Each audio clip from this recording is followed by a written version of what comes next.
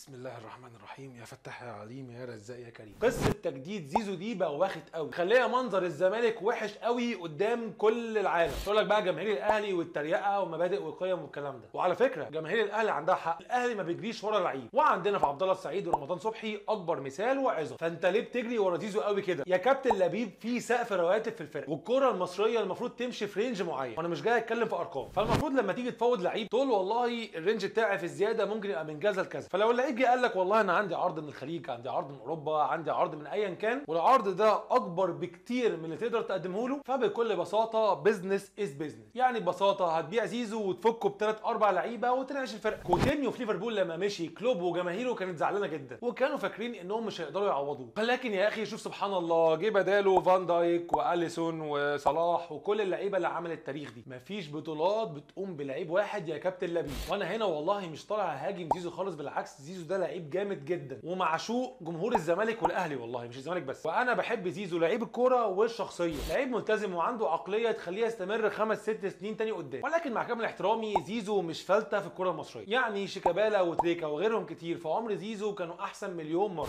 زيزو افضل لعيب جوه مصر، ولكن الفروق بينه وبين اللعيبه التانيه مش كبيره، وهي مش كبيره على مستوى الارقام مش على مستوى العقليه. زيزو عقليته بالنسبه للعيبه مصر في حته تانيه، بس ارقامه ومساهماته عاديه جدا مقارنه باللي حواليه. فلو انا مش قادر اكفي له احتياجاته ابيعه، وبفلوس واقدر اجيب 3 4 5 لعيبه اعتقد لو جبتهم بشكل مناسب وباختيار دقيق وبعنايه هتبقى فرقه تانيه خالص. وما تنساش الناشئين يا كابتن لبيب، وانا بقول لحضرتك الكلام ده عشان انت اللي تحط القواعد والرولز لكل المدربين اللي تحتيك. ما هو انا لما امسك مدربين الناشئين واقول لهم يهتموا هيطلع لي ناشئين زي زمان، محمد ابراهيم وعمر جابر وشيكابالا اسطوره النادي وغيرهم كتير ناشئين زمالك. فبعد اذنك يا كابتن لبيب، زي ما انت ممكن تبيع زيزو وتجيب لعيبه من بره، نبص شويه على الناشئين عشان والله هيتنشأوا على الفرصه. وصدقني لو انت عندك الحتتين دول، ناس عينيها كويسه بتقدر تجيب لعيبه من بره سواء في افريقيا او في المحليات من تحت، ومن تحت دي يعني مش شرط ممتاز، ممكن دوريات تحت، وناس تانية قادره تهتم بالناشئين سواء على مستوى التمرين او على مستوى الماتشات او على مستوى الاكتشافات، مفيش فريق في افريقيا هيقف قدامك. اتمنى كلامي يوصل لاي حد مسؤول جوه نادي الزمالك عشان الوضع ما بقاش كويس. مش كل كام موسم اعمل موسم او اتنين كويسين والفرقه بعدها هتقع وتبقى خرابه. نفسي اخد الدوري 3 4 مرات ورا بعض، نفسي اخد افريقيا. ما هو الجمهور الاهلي مبسوط ليه؟ عشان فريقه بياخد افريقيا، بيلعب في كاس عالم انديه وهكذا. فانت عشان تنافس مش لازم بس تفكر فيها فلوس، ممكن تديرها صح وصدقني هتنافس. وكان معاك الفيرود، ما تنساش تعمل فولو ولايك، واشوفك الحلقه الجايه وسلام.